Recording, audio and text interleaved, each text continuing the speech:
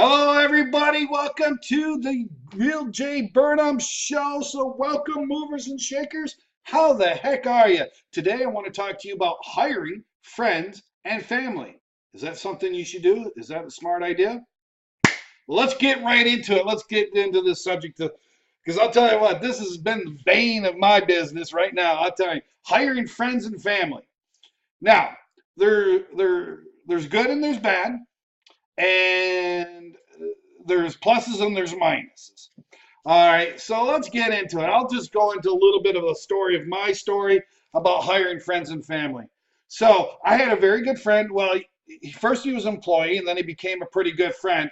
And he actually was a good enough friend where I actually asked him to come, be a roommate with me. And we were together, and he would work in my business for several years. And he worked alongside me for about 4 years. He was he was about 12 years older than me, and his body just started giving out, and he just wasn't able to do it. So eventually it just became that he and I had to separate.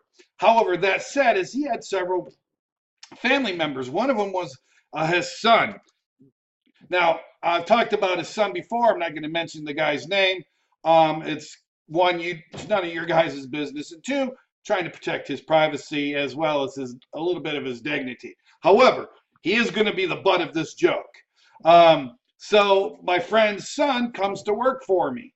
Why? Because he's my friend's son. Um, the son is one of the best movers I've ever had. The problem with it is he is one of the worst movers I've ever had. The guy had a chip on his shoulder, had an attitude, thought the world owed him everything, always constantly bugging me about money, whether I could get a bonus or if he could get a cash advance, if he could get so on and so forth. Guy would never do anything I told him. I told him go get a chauffeur's license. Didn't do it until I fired him. And then just complete a-hole with customers. He could be, now the thing is he was like a Dr. Jekyll, Mr. Hyde thing. There were days when he was just on point, and there was days that he was just, he was in the clouds. And the thing is, never between they met, none of them. It was either one or the other. The guy was that bipolar. His wife is psychotic, a friggin' white trash piece of crap. And yes, I'm saying she's a white trash piece of crap, and you should dump her. Right? She's completely trash.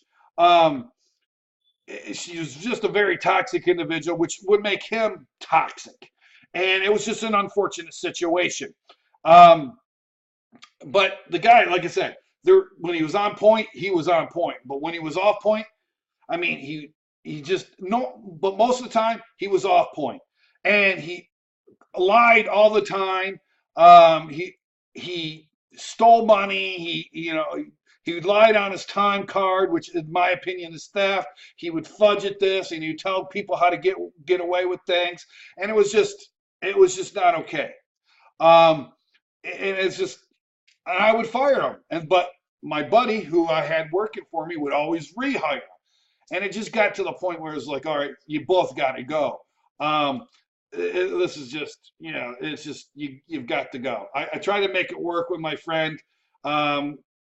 It just, and he's still a friend. I still talk to him. I still wish him well. I hopefully, maybe he's watching my videos. If you're watching this video, hey, here's how I started my business. You can start your own moving business. Again, I'm not going to give you his name, but I mean, my friend was great. His son, on the other hand, yeah, just completely a thing. The son is now working for a competitor of mine who had originally fired him because he was a thief. He stole like some jewelry from somebody.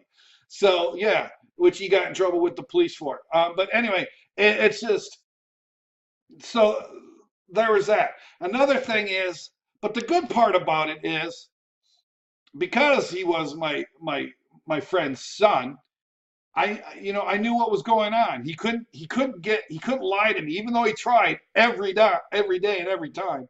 The guy he can't tell the truth. I knew what was a lie and what was the truth because I know from my friend, because my friend would tell me what was going on. But the guy was loyal to a degree. He would show up for work. If he was scheduled for work, he'd show up for work. Just the bad part is I just didn't know who I was getting, Dr. Jekyll or Mr. Hyde, and that was the problem. But again, one of the best movers I ever had. I mean, the guy's skill as a mover was one of the top notch. He was one of the best. Can't deny that. If you ever got his head out of his ass, the guy and made a career of being a mover and maybe even starting his own movie business, I think he could do really well. The guy's got a lot of potential. But again, he's got to get out of his own way. And he's not going to get out of his own way when he's stuck with the toxic people that he's married to. But anyway, there's that. So that's my story. And there's other stories where I had employees and they would want, say, hey, my cousin, my nephew, my good friend, they're looking for work. So foolishly, I would say, yeah, sure. But here's the problem. If you hire somebody and they're good friends with somebody or even a relative of something, and you end up having to fire them, guess what? You lose them all. They quit. They just don't show up. So that's a danger in hiring friends and family. Not only that, you're almost obligated to them in a manner of speaking. They almost think they almost think that they have the right to work for you, and it's bad. You don't want somebody who feels like they can't get fired, right? Not only that, it creates animosity with the other guys. Like with this, my friend's son, he basically told him, "Oh, I can't get fired because my dad works for the company," and that created a lot of bad morale. And my friend wouldn't listen to me on that, but it did. It created a lot of bad morale.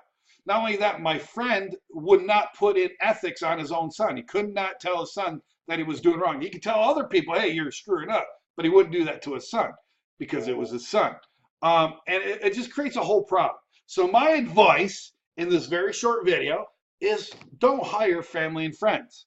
Just don't hire them, right? And if you do, you need to put it in writing what their responsibilities and duties are. And if they don't match them, that they get no special treatment. And it's got to be in writing, like with a red line that does not get cut. So that's my advice on family and friends. My friend is, if you got a good guy that's a hard worker, just because he's a good hard worker doesn't mean his friends are going to be. Most often than not, his friends are complete and utter losers, and they're just looking for a quick paycheck. They might work for you 1 or 2 days, and then they're out of there, right? And if then what do? You think so if I do, and I do occasionally do hire friends and family, I basically say, look, if I have to fire this guy, you're fired as well. If I'm going to hire somebody that you've recommended to me, and he turns out to be a dumbass and a loser, that's on you, and you're going to get fired too. That puts the pressure on your employees to not refer people that are going to be bad, right? They're going to, oh shoot, yeah, well, yeah, we got work, but I don't know if I'm going to tell my boss about you. Or they'll say, what? Yeah, this guy's worth it. I'll put my job on the line for this guy. Now that's a good thing. So if you put that parameter in with your employees and you do hire and they say, hey, look, it's going to be on you. If I hire this guy and I have to turn around and fire him, I'm going to fire you. Then it puts in, but that gets them to the point where they're like, oh, okay, good. So now they do recommend somebody that is really hot. That could actually be a good source of employees. Because I'll tell you right now, I've had, even though I had the problem with my friend's son, I've also had situations where I've hired some guys. They brought in a couple of friends and family, and they've worked out amazingly well. Good, hardworking people that did. Unfortunately, they've moved on, but they did great job, and I can't knock it at all.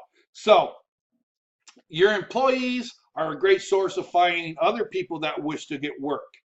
But you've got to put some hard, fast ground rules. Maybe it's too extreme that they get fired, but maybe you would demote them, or maybe you would, if it's legal in your area, maybe you just don't pay them or something, or some sort of penalty for it. Maybe they get a 2-week suspension for recommending some guy without pay or whatever it is.